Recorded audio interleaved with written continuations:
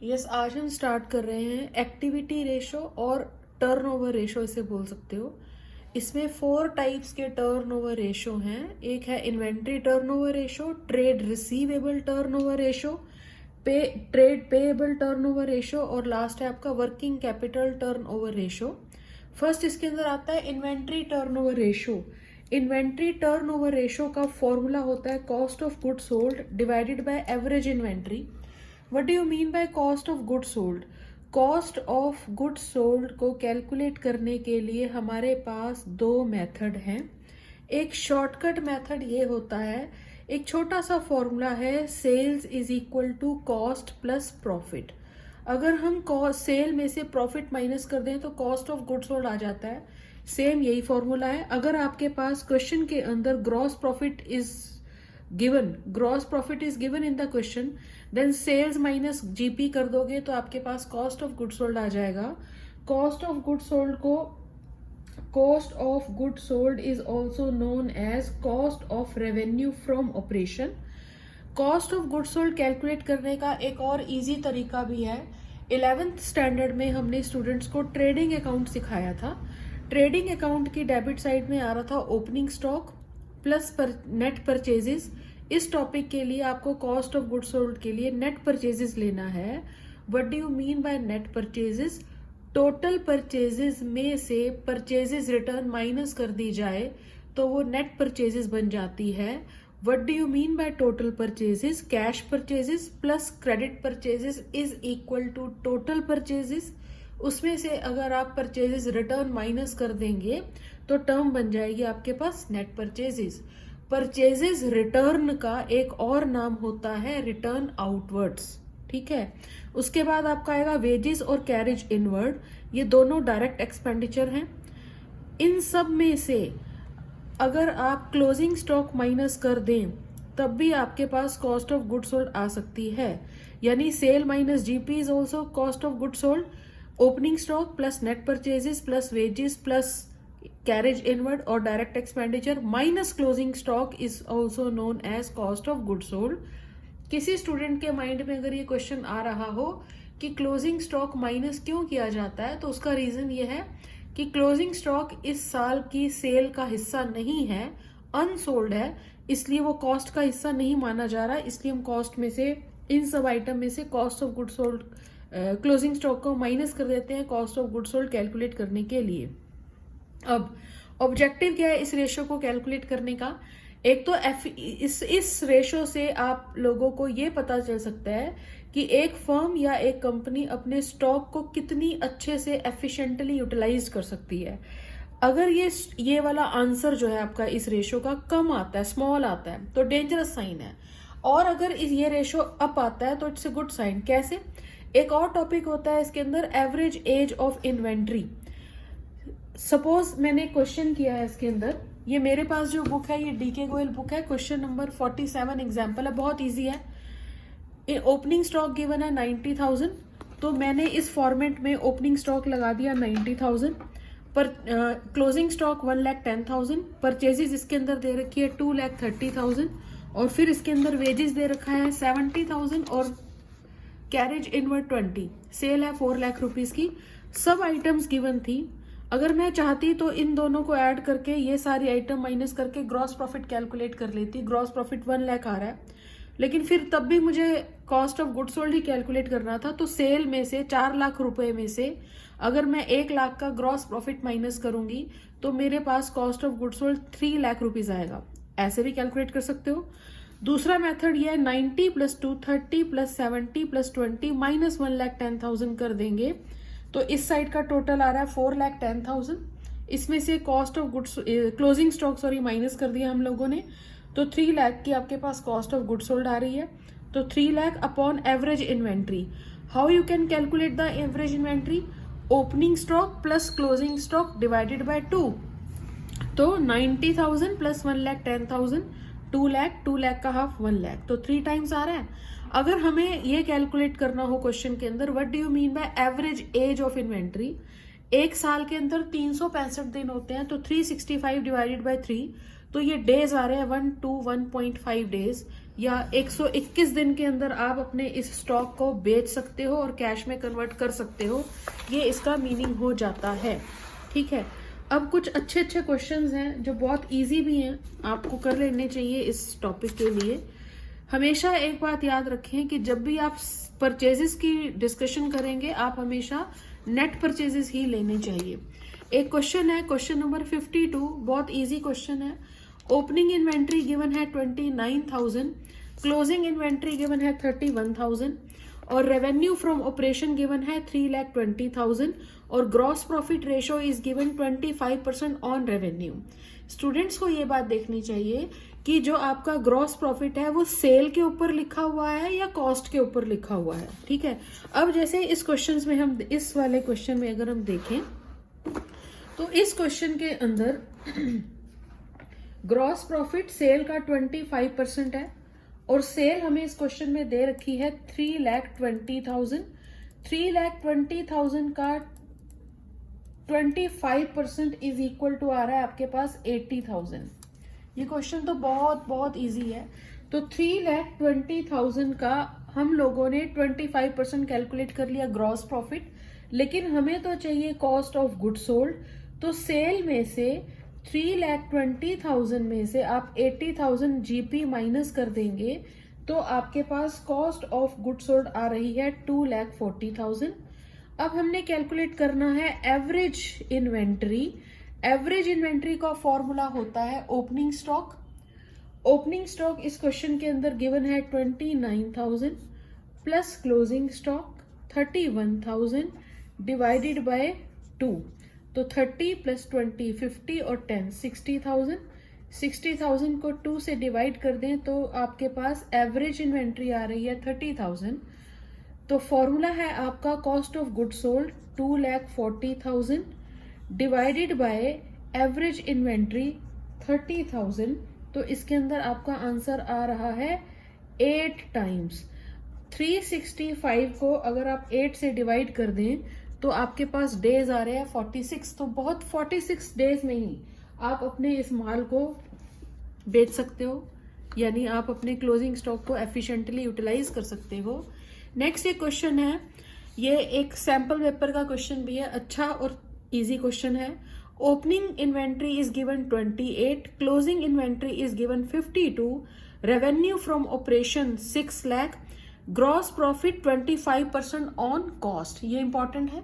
अब यहां पर जो ग्रॉस प्रॉफिट है वो 25% कॉस्ट का है, सेल का नहीं है। जैसे लास्ट क्वेश्चन में हमने किया उसमें सेल का ही था तो सिंपल क्वेश्चन हो रहा था। इस क्वेश्चन के अंदर हमें सेल गिवन है 6 लाख रुपीज और जो आपका ग्रॉस प्रॉफिट है वो 25% ऑफ कॉस्ट है। अब ध्यान से देखें, जो आपका ग्रॉस प्रॉफिट है वो 25% ऑफ कॉस्ट है। Then how you can calculate the COGS, cost of good sold. एक सिंपल सी इक्वेशन होती है, sales is equal to cost plus profit. In this question cost is not given but GP is 25% of cost. तो आप cost को क्या assume कर ले 100, जो चीज गिवन नहीं हो उसे 100 मान लेना चाहिए।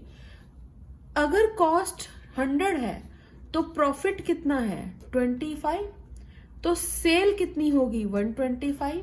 यहां पर हमें अमाउंट में भी सेल गिवन है, तो आप सभी अपने लेफ्ट हैंड साइड में वो दो चीजें रख ले जो एक जैसी है।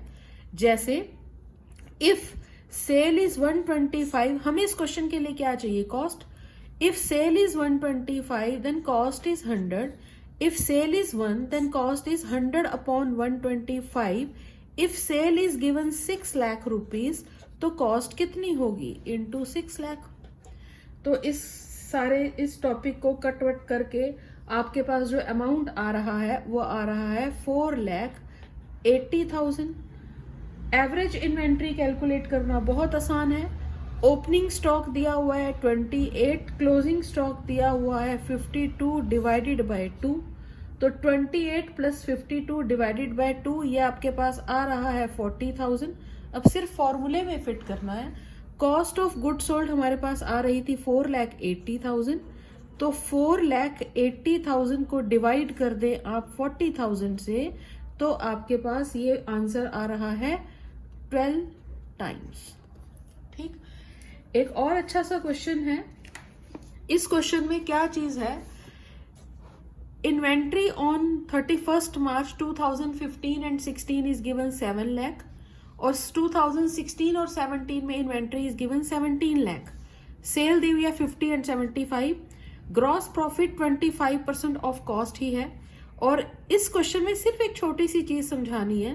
इन दिस क्वेश्चन इस 2015 और 16 में इन्वेंट्री जो है वो 2 लाख रुपए से बढ़ गई है। अब ऐसा क्यों लिखा हुआ है, क्योंकि एक साल का क्लोजिंग स्टॉक नेक्स्ट ईयर का ओपनिंग बन जाता है। 2016 और 7 के लिए तो ओपनिंग स्टॉक 7 लाख गिवन है और क्लोजिंग स्टॉक 17 लाख गिवन है। Then what about the opening stock of this year? तो यहाँ मेंशन किया गया है कि 2016 में जो क्लोजिंग स्टॉक है वो 2 लाख रुपए से बढ़ गया। तो पहले कितना था, तो 7 लाख में से 2 लाख माइनस कर देना, तो ओपनिंग स्टॉक इस साल का कितना आ जाएगा, 5 लाख। तो ये एक छोटी सी चीज समझानी थी।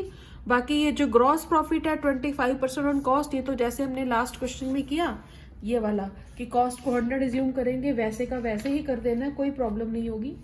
एक और अच्छा और छोटी सी इंपॉर्टेंट चीज, सपोज अगर किसी क्वेश्चन में ग्रॉस प्रॉफिट की बजाय ग्रॉस लॉस दिया हो तो क्या करेंगे?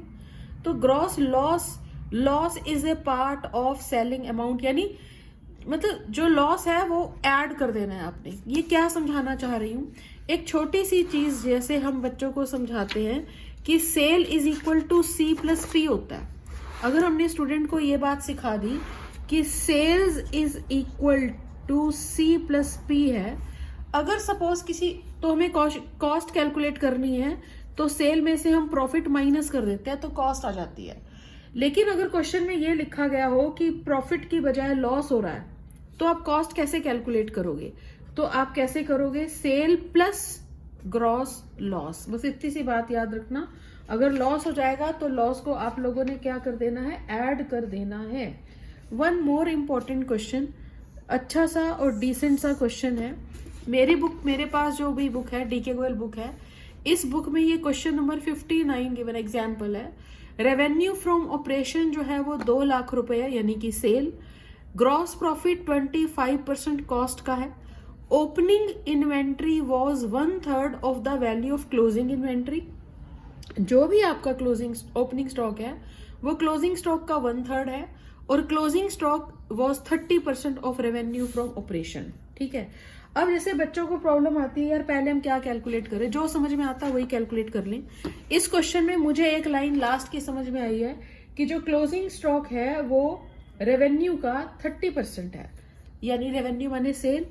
इस क्वेश्चन में सेल्स जो है वो गिवन कितनी है आपके पास, 2 लाख रुपीज।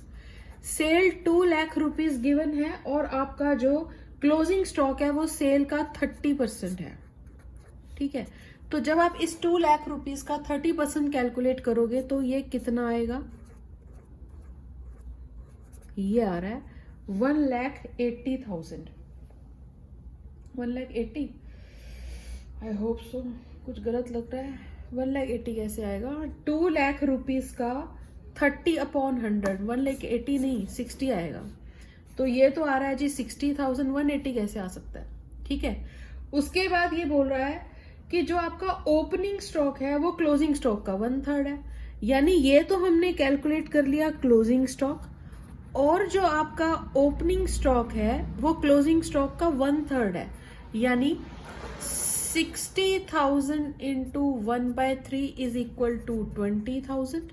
लो जी, ये तो आपका ओपनिंग स्टॉक भी आ गया और क्लोजिंग स्टॉक भी आ गया। तो एवरेज इन्वेंट्री तो आप कैलकुलेट कर सकते हैं, opening stock 20,000 plus closing stock 60,000 divided by 2, 60 plus 20 80, 80 का आधा हाफ कितना हो गया, 40,000। चलो एक बात तो हो गई। अब हमारे पास टॉपिक क्या है, ग्रॉस प्रॉफिट 25% ऑफ कॉस्ट है। कॉस्ट तो हमें मालूम नहीं, सेल मालूम है, तो आपका एक टॉपिक है sales is equal to C plus P.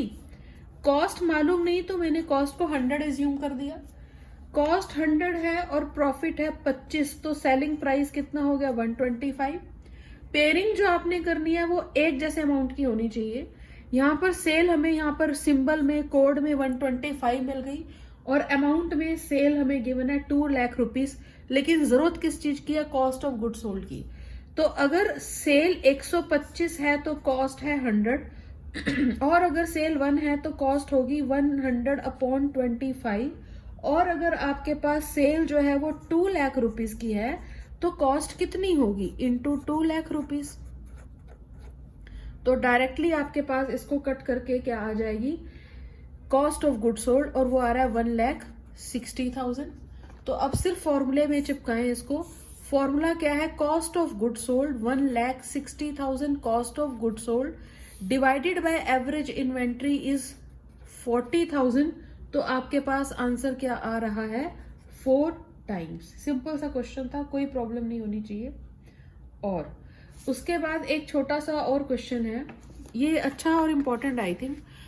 Inventory turnover ratio 5 times given है, ये अच्छा क्वेश्चन है। और रेवेन्यू फ्रॉम ऑपरेशन जो है वो 8 लाख रुपए है, ग्रॉस प्रॉफिट जो है वो 25% है, ठीक है। और ये बोला जा रहा है कि जो क्लोजिंग इन्वेंट्री है वो ओपनिंग इन्वेंट्री से 20,000 रुपए ज्यादा है। इस क्वेश्चन में हमें क्या कैलकुलेट करना है, determine the opening inventory and closing inventory. अभी तक जो हम लोग क्वेश्चन कर रहे थे उसके अंदर इन्वेंट्री टर्नओवर रेशियो पूछा जा रहा था, लेकिन इस क्वेश्चन के अंदर inventory turnover ratio is already given.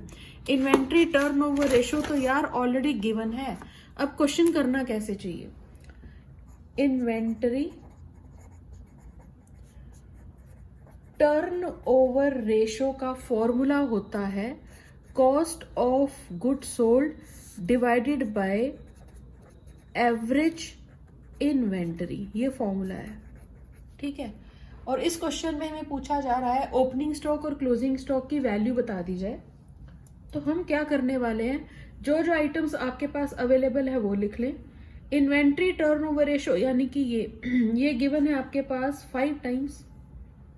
Cost of good sold पता नहीं कुछ, लेकिन आइडिया हो सकता है कि निकल जाए कॉस्ट ऑफ गुड सोल्ड कैसे।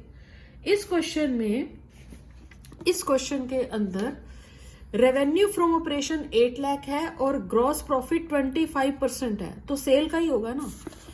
तो हम ग्रॉस प्रॉफिट कैलकुलेट कर सकते हैं कैसे 8 लाख रुपीस की सेल है, इसका 25% जो है वो ग्रॉस प्रॉफिट है। तो 8 लाख रुपए का 25% कर दो तो ये आपके पास आ रहा है 2 लाख रुपीस।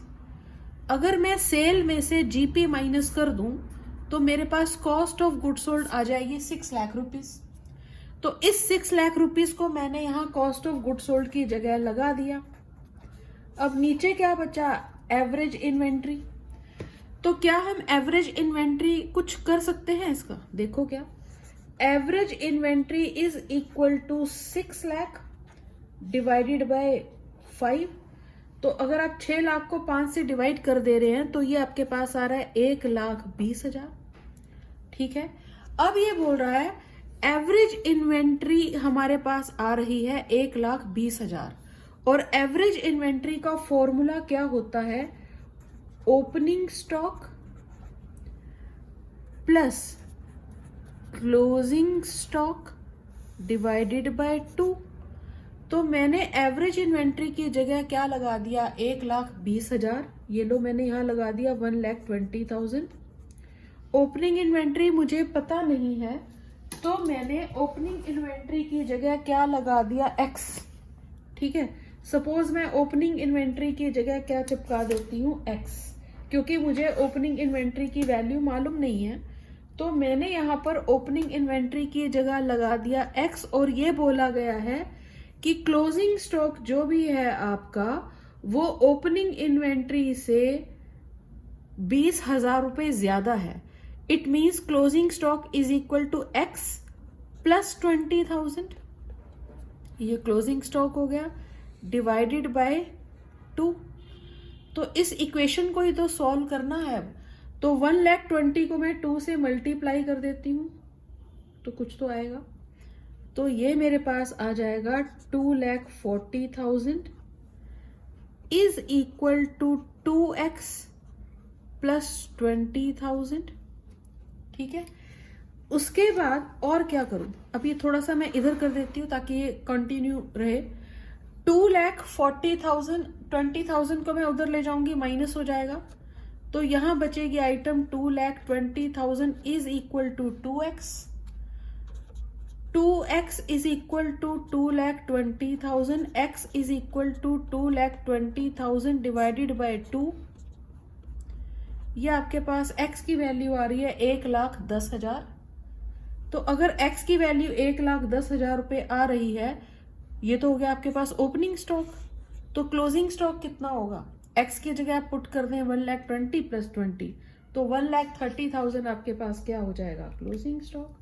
तो कोई प्रॉब्लम नहीं है। ये पूरा आपका टॉपिक आज खत्म हो गया, ये वाला। ये टॉपिक था आपका इन्वेंट्री टर्नओवर रेशो। ठीक है, आज एक इंपॉर्टेंट चीज भी बता रही हूं। सपोज अगर किसी क्वेश्चन के अंदर खाली वर्ड लिखा हुआ है इन्वेंट्री, नो ये नहीं मेंशन किया हुआ ओपनिंग या क्लोजिंग स्टॉक, तो जो खाली वर्ड इन्वेंट्री लिखा हुआ है ऑटोमेटिकली वो एवरेज इन्वेंट्री ही होता है। Okay, do more practice, work hard, all the best.